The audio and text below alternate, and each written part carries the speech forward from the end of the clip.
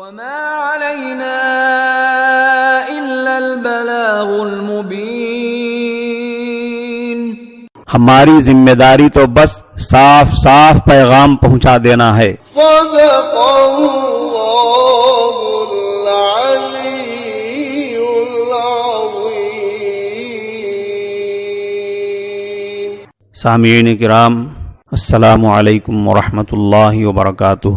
آپ کے پسندیدہ علمی و ثقافتی چینل سچا پیغام کے دینی تعلیماتی پروگرام میں آپ کا استقبال ہے. مستمعین کرام، اللہ کی رحمتوں اور برکتوں سے بھرپور ماہ رمضان المبارک کی اس مجلس میں امت محمدیہ کو رمضان کی نسبت سے ملی ہوئی چند خصوصیتیں بیان کی جائیں گی. حضرت ابو ہریرہ رضی اللہ عنہ کی روایت ہے، وہ کہتے ہیں نبی کریم صلی اللہ علیہ وسلم نے ارشاد فرمایا، اعطیت امتی خمس خصال فی رمضان لم تعطہن امت قبلہم. میری امت کو رمضان شریف کے متعلق 5 چیزیں مخصوص طور پر دی گئی جو پچھلی کسی امت کو نہیں دی گئیں. پہلی خصوصیت ہے خلوف فم الصائم اطیب عند اللہ من ریح المسک. روزے دار کے منہ سے نکلنے والی بو اللہ کے نزدیک مشک سے زیادہ پسندیدہ ہے. مشک ایک ایسی انتہائی قیمتی اور حیرت انگیز خوشبو ہے جس کو خصوصیت سے بڑے مالدار لوگ استعمال کرتے ہیں، اور انتہائی قیمتی ہونے کی وجہ سے عام دکانوں کے اندر یہ خوشبو دستیاب نہیں ہے. روزے دار کے منہ سے نکلنے والی بو اللہ کے نزدیک ایسی انتہائی قیمتی مشک والی خوشبو سے بھی زیادہ پسندیدہ ہے. دوسری خصوصیت ہے وَتَسْتَغْفِرُ لَهُمُ الْحِيتَانِ حَتَّى يُفْطِرُوا، یعنی دریا کی مچھلیاں تک روزے داروں کے حق میں افطار کے وقت تک مغفرت کی دعا کرتی رہتی ہیں. تیسری خصوصیت ہے وَيُزَيِّنُ اللَّهُ عَزَّ وَجَلَّ كُلَّ يَوْمٍ جَنَّتَهُ ثُمَّ يَقُولُ يُوشِكُ عِبَادِيَ الصَّالِحُونَ أَن يُلْقُوا عَنْهُمُ الْمَؤُنَةَ وَيَصِيرُوا إِلَيْكَ. ہر دن روزے داروں کے لیے جنت آراستہ کی جاتی ہے، جنت سنواری جاتی ہے. پھر اللہ تبارک و تعالیٰ فرماتے ہیں کہ قریب ہے کہ میرے نیک بندے دنیا کی مشقتیں اپنے اوپر سے پھینک کر تیری طرف چلے آویں. یعنی جنت سے خطاب کر کے اللہ فرماتے ہیں کہ میرے خاص بندے، رمضان کی قدر کرنے والے بندے تیری طرف جلد سے جلد چلے آئیں گے. چوتھی خصوصیت ہے وَتُصْفَدُ فِيهِ مَرَضَةُ الشَّيَاطِينِ فَلَا يَخْلِصُوا فِيهِ إِلَى مَا كَانُوا يَخْلِصُونَ إِلَيْهِ فِي غَيْرِهِ. رمضان کے مہینے میں سرکش شیاطین قید کر دیے جاتے ہیں، جس کے نتیجے میں لوگ رمضان میں ان برائیوں کی طرف نہیں پہنچ سکتے جن کی طرف غیر رمضان میں پہنچ سکتے ہیں. پانچویں خصوصیت ہے وَيُغْفَرُ لَهُمْ فِي آخِرِ لَيْلِهِ. رمضان کی آخری رات میں روزے داروں کی مغفرت کر دی جاتی ہے، ان کو بخش دیا جاتا ہے. صحابہ کرام نے سوال کرتے ہوئے عرض کیا، کیا یہ شب قدر ہے جس کے متعلق آپ فرما رہے ہیں کہ روزے داروں کی مغفرت کر دی جاتی ہے؟ حضرت صلی اللہ علیہ وسلم نے فرمایا، شب قدر نہیں، شب قدر کے فضائل و برکات الگ ہیں. یہ رمضان کی آخری رات ہے جس میں روزے داروں کی مغفرت کی جاتی ہے، بخشش کی جاتی ہے. وَلَكِنَّ الْعَامِلَ إِنَّمَا يُوَفَّى أَجْرُهُ إِذَا قَضَى عَمَلَهُ. دستور یہ ہے کہ مزدور کو کام ختم ہونے کے وقت مزدوری دے دی جاتی ہے، اسی طرح آخری رات میں روزے داروں کو ان کی اجرت دے دی جاتی ہے اور ان کی مغفرت کر دی جاتی ہے. سامعین کرام، امت محمدیہ کی یہ ساری خصوصیتیں یا نعمتیں جو پچھلی امتوں کو نہیں ملی تھیں، ماہ رمضان کے ناقدروں کے لیے نہیں، لاپرواہ بندوں کے لیے نہیں، غافل بندوں کے لیے نہیں، بلکہ ماہ رمضان کے قدردان بندوں کے لیے ہیں، قدردانوں کے لیے ہیں، جو آخرت کے فکر مند بندے ہیں.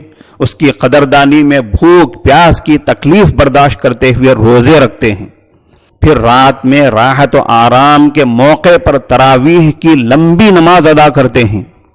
روزے داروں کے لیے صرف دن کی تکلیف ہی کی بات نہیں ہے، بلکہ صبح کی نماز سے بہت پہلے سحری کے لیے نیند قربان کر کے اٹھنا پڑتا ہے۔ اس طرح جو رمضان کی عزت کرتے ہیں، حدیث میں ایسے قدردان بندوں کے اعزاز میں یہ سب کچھ کیا جا رہا ہے اور دیا جا رہا ہے۔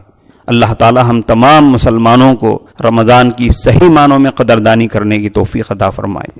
سامعین کرام، روزے کے چند مسائل سماعت فرمائیں۔ کوئی روزے دار اچانک ایسا بیمار پڑ جائے کہ اگر روزہ نہ توڑے گا تو جان خطرے میں ہو جائے گی یا بیماری بڑھ جائے گی، جس کے نتیجے میں ناقابل برداشت تکلیف کا سامنا ہوگا، تو ایسی حالت میں روزہ توڑ دینا بہتر ہے۔ دوسرا مسئلہ، حاملہ عورت کو کوئی ایسی بات پیش آ گئی کہ جس سے اپنی جان کا یا بچے کی جان کا خطرہ پیدا ہو گیا تو روزہ توڑ دینا بہتر ہے۔ تیسرا مسئلہ، کسی کام کی وجہ سے بے حد پیاس لگ گئی، روزے کی حالت میں آدمی اتنا بے تاب ہو گیا کہ اب جان کا خوف ہے، تو ایسی حالت میں روزہ توڑ دینا درست ہے۔ لیکن اگر خود قصدن اس نے اتنا کام کیا جس کی وجہ سے ایسی حالت ہو گئی تو گنہگار ہوگا۔ یہ تین حالتیں جن میں روزہ توڑ دینا جائز بتلایا گیا بلکہ بہتر بتلایا گیا، جب روزہ توڑ دیا جائے گا تو ایک روزے کی قضا لازم ہے۔ سامعین کرام، آخرت کے فکر مند بندوں کے رمضان گزارنے کے واقعات کے تحت حضرت مولانا خلیل احمد صاحب سہارنپوری رحمۃ اللہ علیہ کا واقعہ سماعت فرمائیں۔ محدث کبیر حضرت مولانا خلیل احمد صاحب سہارنپوری رحمۃ اللہ علیہ باوجود کثیر علمی مصروفیات اور تصنیفی مشغولیات کے رمضان المبارک کا نہایت اہتمام فرماتے۔ جب تک اٹھنے بیٹھنے کی طاقت رہی کبھی تراویح میں قرآن پاک سنانا نہیں چھوڑا۔ عموماً تراویح میں روزانہ سوا پارہ پڑھنے کا معمول رہا، جو انتہائی ترتیل کے ساتھ پڑھا کرتے تھے۔ تہجد میں انہماک بھی قابل دید تھا۔ دن کے اکثر اوقات تلاوت اور علمی انہماک میں گزارتے تھے، اور جوں جوں عمر بڑھتی گئی اس اہتمام میں اضافہ ہی ہوتا گیا۔ اللہ تعالی ہم سب کو ان واقعات سے سبق لینے اور ماہ مبارک کی صحیح قدردانی کرنے کی توفیق عطا فرمائے۔ سامعین کرام، سجدہ سہو کے چند مسائل سماعت فرمائیں۔ اگر کسی نے فرض نماز کی آخری رکعتوں میں کچھ نہیں پڑھا، قرات نہیں کیا، یا تو بالکل خاموش رہا یا کھڑا ہوا اور پھر فوراً رکوع میں چلا گیا، تو اس کی نماز درست ہے، سجدہ سہو واجب نہیں، کیونکہ فرض نماز کی تیسری یا چوتھی رکعت میں قرات فرض یا واجب نہیں بلکہ سنت ہے۔ سجدہ سہو کا ایک اور مسئلہ، اگر کسی نے جہری نماز میں تجوید کی رعایت کیے بغیر قرآن پڑھا، اس سے سجدہ سہو واجب نہیں ہوتا۔ البتہ اگر قرات میں کوئی ایسی غلطی کی ہے جس سے نماز میں فساد آتا ہے تو اس کی نماز فاسد ہو جائے گی۔ سجدہ سہو کا ایک اور مسئلہ، امام نے سورہ والعصر پڑھا اور الا الذین آمنوا وعملوا الصالحات پڑھ کر سورہ والتین میں پہنچ گیا۔ الا الذین آمنوا وعملوا الصالحات فلہم اجر غیر ممنون، اس طرح پڑھنے لگا اور آخر تک سورہ 3 پڑھ دیا تو نماز ہو گئی، سجدہ سہو کی ضرورت نہیں۔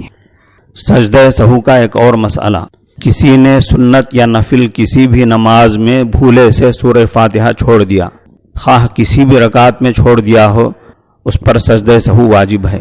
ایک اور مسئلہ، امام نے پہلی رکعت میں کوئی سورہ شروع کیا، آدھا حصہ پڑھ کر بھول گیا، پھر 2 بار 3 بار بار بار شروع سے لوٹا کر پورا سورہ پڑھ دیا تو نماز ہو گئی، اس پر سجدہ سہو واجب نہیں۔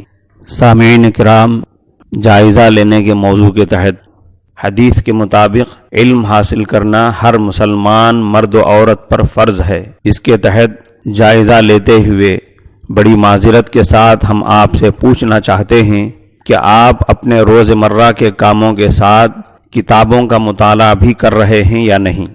خاص طور پر قرآن و حدیث اور سیرت و مسائل کی دینی کتابوں کا مطالعہ جاری رکھے ہوئے ہیں یا نہیں؟ کامنٹ باکس میں آپ اس کا جواب لکھیں گے۔ آخر میں آپ سے درخواست ہے کہ ہمارے اس جدید و مفید علمی و ثقافتی چینل کو سبسکرائب کریں تاکہ موقع کی مناسبت اور وقت کی ضرورت کے لحاظ سے ضروری اور اہم پیغامات، فرمودات قرآنیہ اور ارشادات نبویہ، علماء کرام کی ہدایتیں اور نصیحتیں اور ملک کے قائدین و عمائدین کے مفید مشورے موقع بموقع آپ کی خدمت میں پیش کیے جا سکیں، اور دوسروں کو بھی اس کی لنک پہنچائیں تاکہ آپ بھی تبلیغ دین کے اس کار خیر میں حصے دار بن جائیں۔ اللہ تعالیٰ آپ کو اپنی شایان شان جزائے خیر عطا فرمائے۔ السلام علیکم ورحمۃ اللہ وبرکاتہ۔